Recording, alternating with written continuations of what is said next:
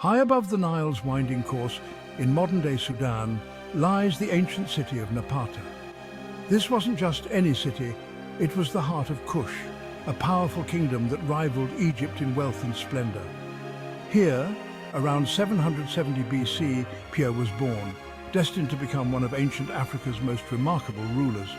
Napata was more than just Pir's birthplace, it was a symbol of Kushite power and independence. Nestled amidst sandstone cliffs and the fertile banks of the Nile, the city was strategically vital. It controlled trade routes and commanded access to gold mines, making it a prize worth fighting for.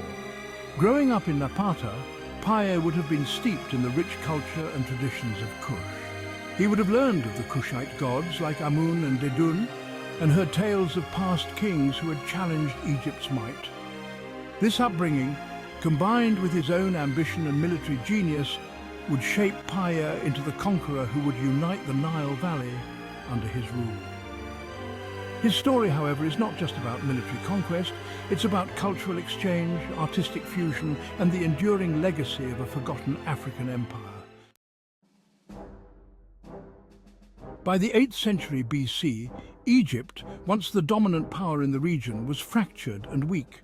Taking advantage of this, Pir, now king of Kush, launched a daring campaign northward. His goal, to unite the Nile Valley under Kushite rule. Leading his armies, Pir swept through Egypt, encountering fierce resistance but ultimately proving victorious.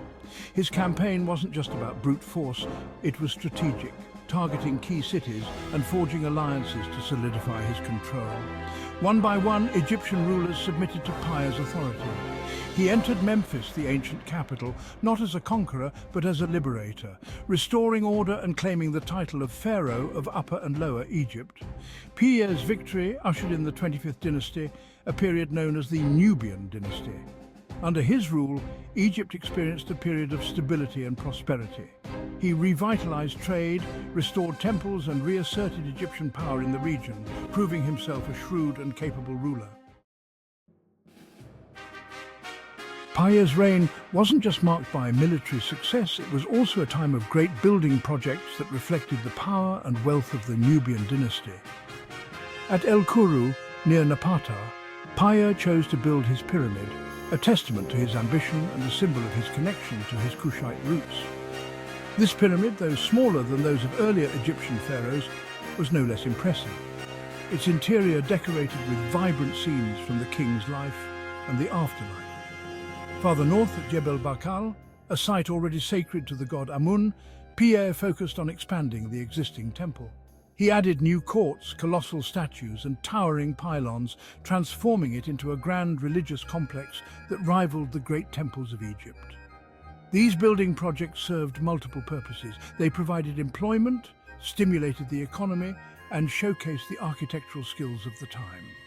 Most importantly, they served as powerful symbols of Pir's authority and the legitimacy of his rule over both Kush and Egypt.